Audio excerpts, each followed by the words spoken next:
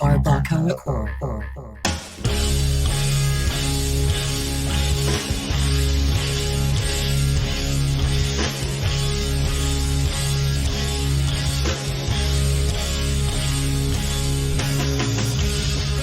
Hey, what is up, everybody?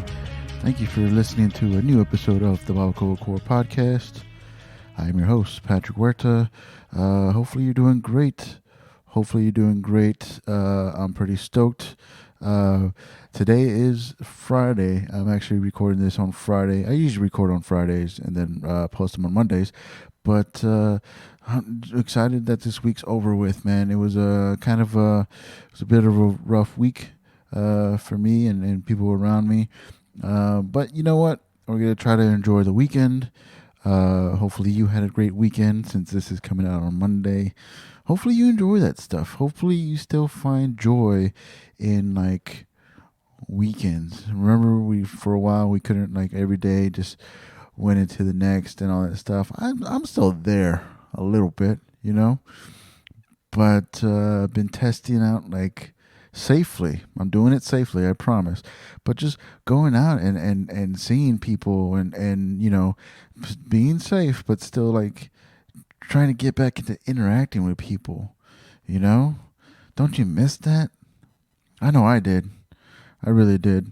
The thing is, I'm really not that good at it, too, you know? Like, very awkward around people.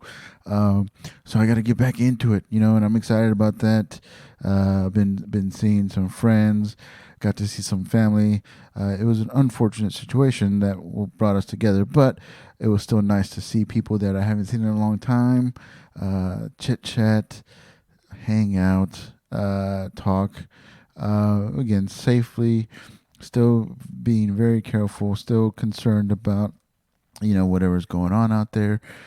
But if you feel safe enough doing it, if you feel that you're doing all the precautions, taking vitamins, all that stuff, man, I mean, who am I to say? I'm just saying that for me, it's made me feel a little better about stuff, you know? I don't know. You know, everybody has their own opinion. I'm not trying to shit on anybody's, you know, how they live their lives. That's not the point of this. What I'm saying is, for somebody who was really down about everything that was going on, feeling disconnected from a lot of people, feeling disconnected from a lot of things, to slowly, just a little bit here, a little bit there, baby steps, sort of, you know, get back into it. You know, it's nice. It is nice. I still have my head on a swivel type of thing. I think that's the saying. Keep your head on a swivel. Like watching people like, oh, did they wash their hands? Did they? Oh, I got to hand sanitize now and didn't do all this stuff. But yeah, feeling great about that. Well, feeling okay, feeling better about, you know, actually going out and being around people. Still wear the mask. Of course. I like to be outside. Like if we do meet up, if we do hang out, prefer to be outside. Sometimes you gotta go inside, and then you just have to make sure that you stay, you know, safe and stuff. But dude, it's been nice meeting up with some friends, hanging out with some friends, some face-to-face interaction with friends. Highly recommend it. Safely, of course. Please be safe if you do that.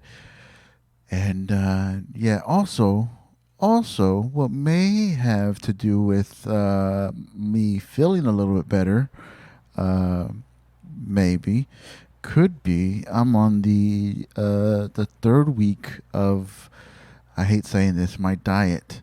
You know, we're being pretty strict with that. Me and the wife are doing it together, which makes it a whole lot easier when you're doing it as a team, you know. But yeah, doing that. Been on it for like, I guess 3.5 weeks, 3.5 weeks solid. And then we kind of like ramped up to it a little bit. So I guess we started 4 weeks, maybe you could say. Feeling better, sleeping better. I don't think I'm losing much weight, which is a kind of a bummer.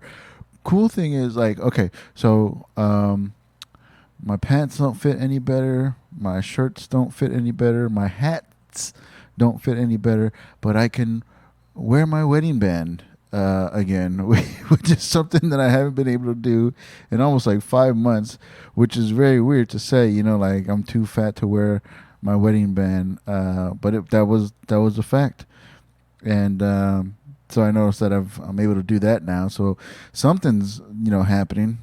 Something's going on. I don't appear it. That I am on a diet. If you saw me right now, you would say, I don't believe that you're on a diet. And I couldn't blame you for saying that, Can't blame you. The eyes don't lie, But I am. Kicking it, doing the keto diet again. I've talked about that many times, multiple times. It's the only one that really works for me, Like, you have to go all in on something like that, or else it fucks up your body and how you feel. And it's the only thing that works. I mean, you do the points and all that stuff. That's bullshit. The Weight Watchers points, that fucking bullshit. And I'm not gonna lie and say that I haven't tried that stuff. I guess dieting isn't like the most manly thing to talk about, but hey, that's par for the course. If you know anything about me, it's cool. I mean, it makes sense, that I've discussed dieting and stuff. Cut back on the drinking a little bit. Did have a couple beers the other day. But are there Michelob Ultras? Does that really count? I mean, I know it counts calorie-wise and carb-wise, but does it really count as an alcoholic beverage? I don't know, man. I don't know. Like, I think I had two and I felt nothing. The tequila really, it set me off. I was pretty lit. Considering that was my brunch was two Michelob Ultras and like 2.5 tequila shots, and I was like, "Whoa, man, this is pretty insane." It's fun. The good thing about not good thing.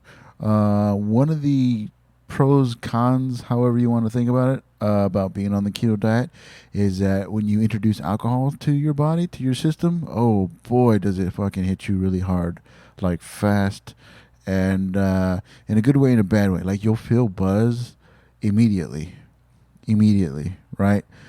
Bad thing is the hangover is like so much more intense, and you don't even have to drink a lot.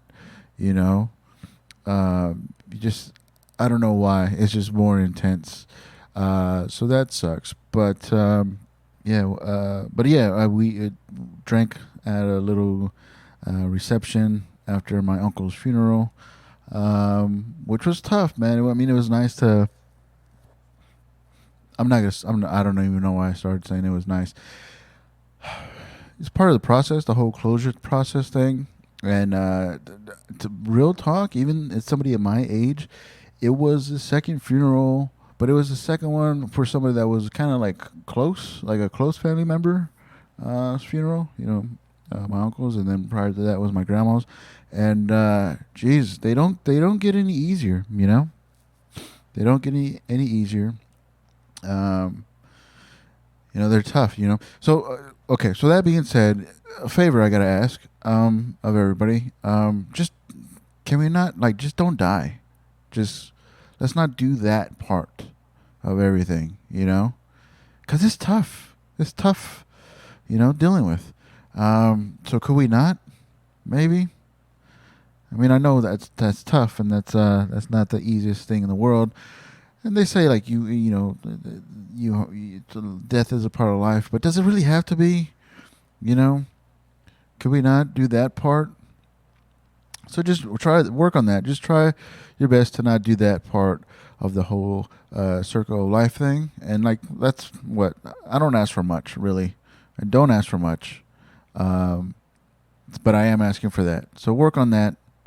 I mean, it's just that simple. Just nobody die anymore. Let's try that. It'd be a good thing. Maybe might get a little crowded after a while, but I don't know. We'll burn that bridge when we get there, I guess.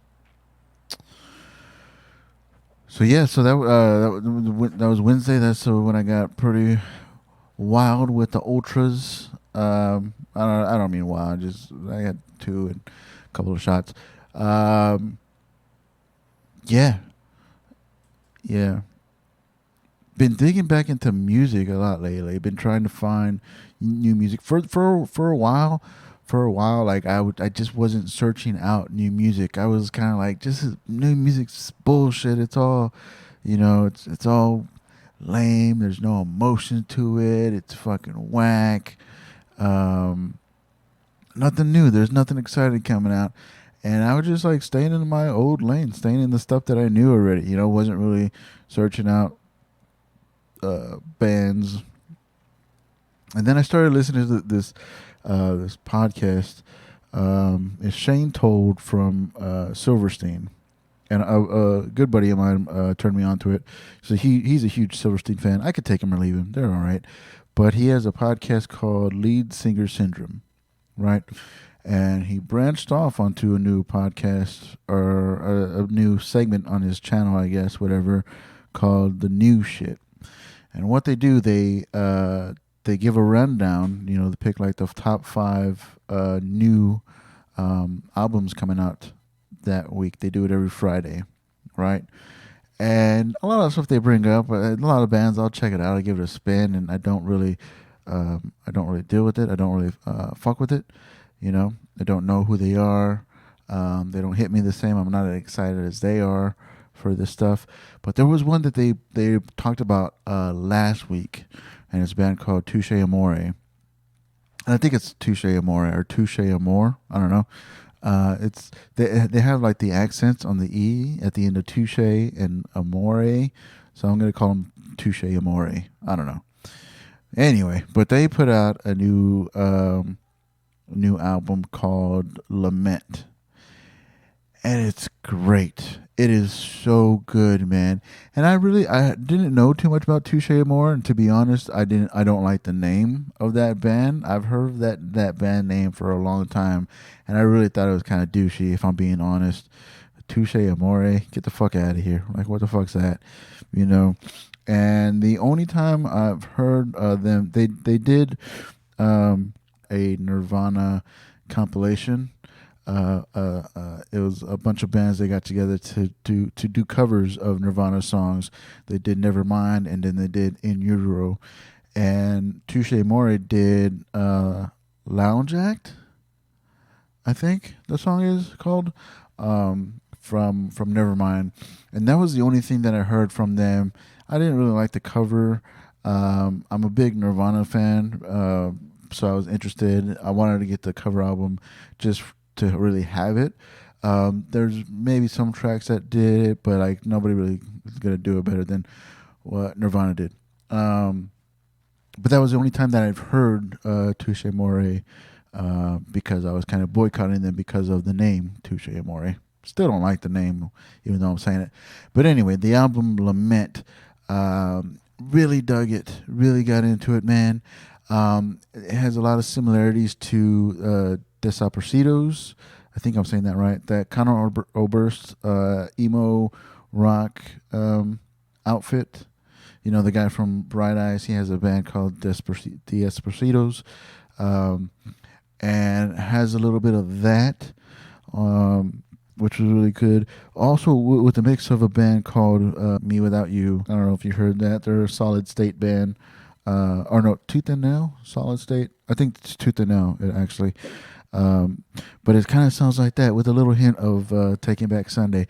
And if you mix all that, if you know those bands, right? If you know those bands, you might understand what I'm talking about. But it's a great mixture of those bands' elements, Great album. I haven't gone back to their back catalog to see what else they have.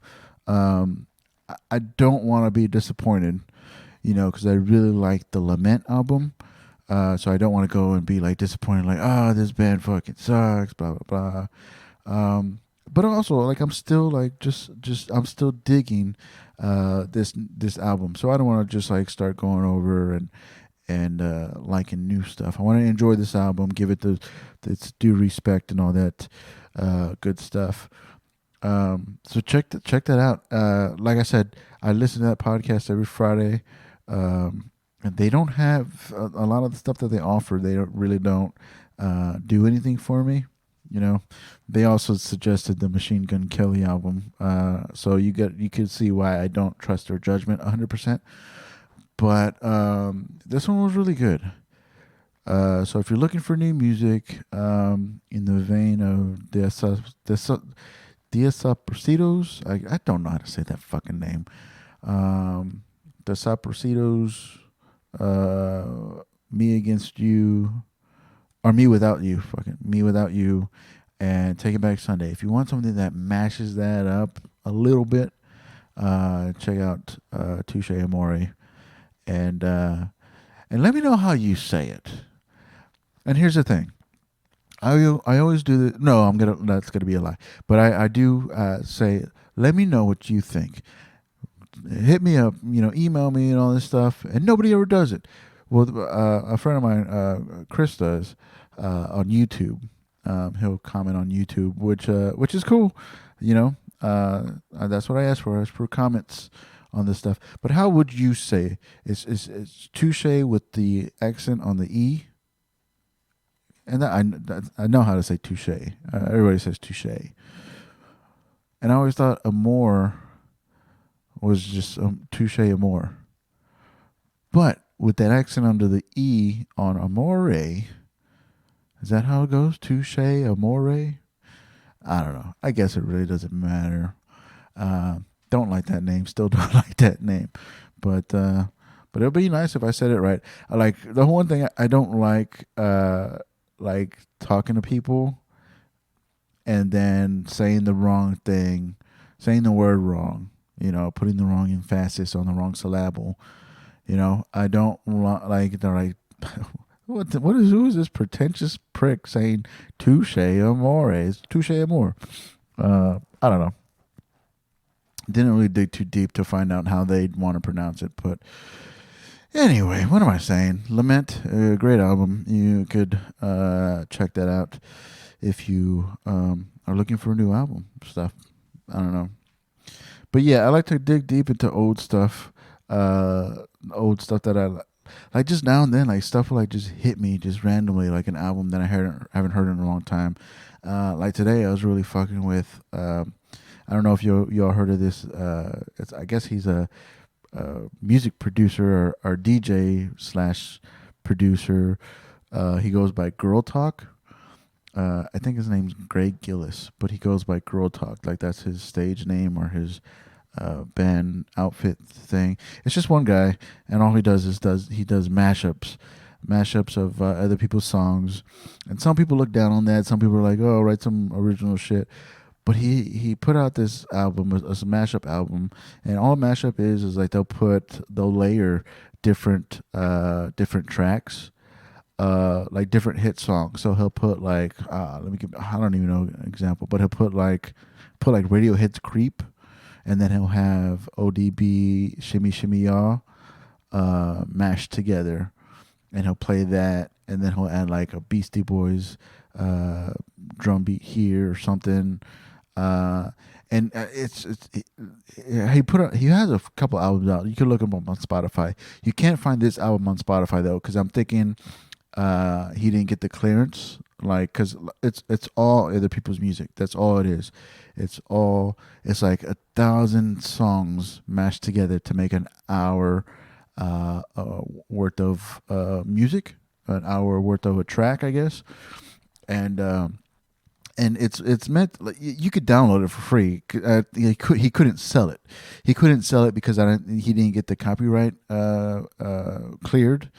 He couldn't get the samples cleared, and you can't sell stuff like that, So he just gave it away for free. You could still download it for free on his website. Just Google Girl Talk all day or something. You'll be able to find it. And you could even go to the website, the Illegal Art, I think the website is, and you could click, it'll give you a whole list of all the tracks that he used. And it's 1,000 tracks that he used to mash it up to create this thing, and it's fucking great, man. I mean, a lot of people, again, they dog it. They think it's unoriginal because all you're doing is mashing up. That's what it's called. You're just mashing up other people's products to create your own product. And is it? I mean, he's not trying to make money off of it. I don't know. That's not true. He's not trying to sell this item, this mashup album. You know, had he was, I don't know how to talk right now. If he was trying to steal people's music or borrow, quote unquote, people's music to create his own original, quote unquote, track, then yeah, you can't do that. But a lot of hip hop is all samples. It's really all sampling, you know. But this when hip hop samples elements, they just take little pieces here, a bass line, a drum break. They manipulate it to it sounds their own. It becomes their own in a way. You know, there's a very blurry line between like is it are they stealing or are they recreating out of something that was already there? Refiguring out of something that was always there. Anyway, I for some reason this album, I haven't heard it in a long time, but this album was in my head for a while. Like I was like, I gotta find it, gotta look it up. Tried finding it on Spotify. It's not on Spotify for whatever reason. I'm pretty sure there's a legal reason for it not being on Spotify. But if you want, I mean, you can find it on YouTube. You can find little tracks here and there on YouTube. The one track that I really like, I sent to a buddy of mine. I don't want to check my phone right now, but I think it's called like Live Off Stage or something on stage, up on stage, something where it has Big Boy from Outkast, and then it has ODB, I believe, is on that one too, and then who's the one that said, I wish I was a little bit taller, I wish I was a baller, I wish I had a girl who looked good, I would call her. That guy. CeeLo, not CeeLo. What the fuck was his name? I don't fucking know. Anyway, so mash up on that. If you want to check out one track, you could look it up on YouTube. I don't know why I'm pushing this guy so hard. I mean, this album came out like in 2008 or something. But it's so fucking good. It's a great feel-good album. I think I listened to it twice today during my work my work day. And I work more than an hour, I promise, in case my supervisor is listening. My work day. It was so much fun, man. Just all the mashups and stuff. He mashes up White Zombie with fucking Rihanna or something like that, and U2 with Jay-Z. I don't know if that's accurate, but it's just like that's examples like that. Like the opening track is Black Sabbath and Ludacris, which is fucking bizarre. It's funny. It's funny, but it's an enjoyable thing to check out. I remember seeing when I first heard of Girl Talk. It was fucking years ago, man. It was almost 10 years ago, probably. And I was living in Seattle, and they have this music festival called Capitol Hill Block Party, and that's exactly what it is. It's a block party, right? And it was end of the night, and he was doing the after party hour, whatever. It was Girl Talk. He was performing inside Numos, and it was the last thing of the night. You know, I think it was closing out the festival. I think, and so it's just jam packed inside Numos, which is a large size club. Very great venue in Seattle. I used to have to clean it after concerts, which sucked. That was my job. But anyway, just jam packed in there, and people fucking going crazy and dancing and jamming to Girl Talk. And I'm a dancer, man. You might be surprised, but I'm a mover and a shaker, like naturally. I was a drummer. I am a drummer. I was a drummer. Anyway, so I'm in there dancing and just jamming and all this stuff. And then I realized it could have been the alcohol. It could have been whatever else. But I was like, man, these white people are giving me motion sickness because white people can't dance. I don't think that's racist to say. I really don't think that's racist. I don't mean it to sound racist, but white people have no rhythm. And when you're in a crowded club, a crowded club, when you in the club, anyway, when you're in a crowded fucking shit, I can't say it, a crowded club with the majority, the major majority, the mass majority of white people, and they're trying their best to dance to hip hop mashups. Jesus Christ, you can't help but get motion sick from all that stuff. Hell of a fun night, man. It was fun. They do a lot of it's mostly like rock bands and indie rock bands. It's a hipster kind of vibe. If you ever been to Seattle, Capitol Hill, it's hipster. That's where the hipsters are. And music festival. What else do you expect it to be? It's a bunch of plaid shirts, tight jeans, a little bit smelly, a little bit, and then Girl Talk was all the big rage at that time. This was back in 2007, 2008, 2000. It was in back early 2000s. I remember that. Oh man, like I felt motion sickness at the Girl Talk fucking set, but it was a lot of fun. I don't know. I went on a very long rant for that album, but it got me stoked because like you hear different stuff. I mean, like they have Apex Twins mixed in with a rapper on top of that. They have 80s, 90s, 70s mixed with like 2000, 90s, early 2000 rap. It's a fun time, man. He has a couple albums. He has one called Feed the Animals, but All Day is my favorite Girl Talk album, mashup album and stuff. A buddy of mine posted a picture of me playing drums from a long time ago. Kind of made me sad, because obviously I miss playing drums.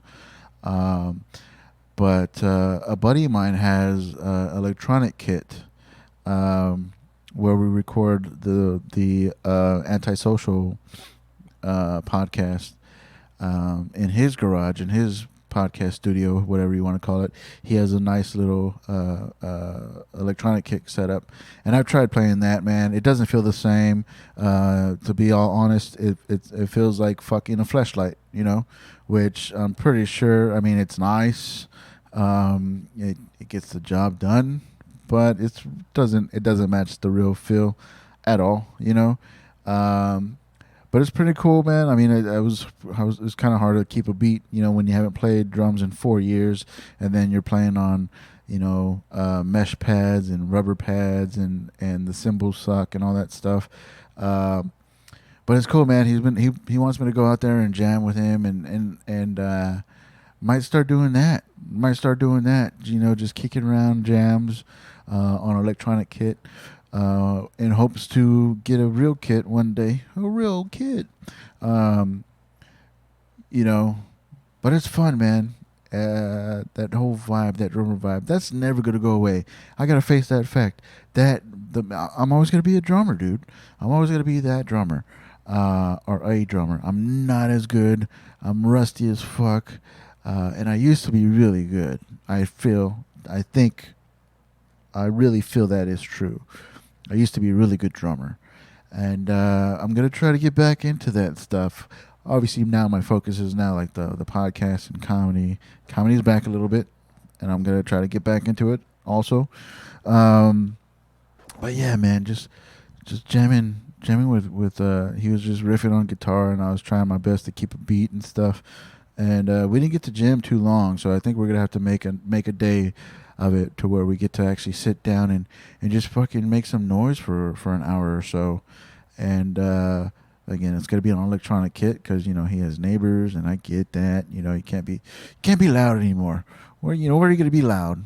But anyway, and also I know I made that analogy with the fleshlight. I've never once used a fleshlight. It's against my vice principles to purchase a fleshlight. So I assume that plain electronic kit is equal to a fleshlight as if a real kit is equal to a vagina. I think that makes sense. I support that. I support that analogy. Yeah, I support that analogy. Hopefully that makes sense. It's not real. That's what I'm saying. It's not real. Cool. That I do have. No, I don't want to spoil it. I will be putting out a new episode next week. I'm trying to do it weekly, but you gotta understand, stuff happens. I do appreciate the listeners. Y'all keep me going for realsies.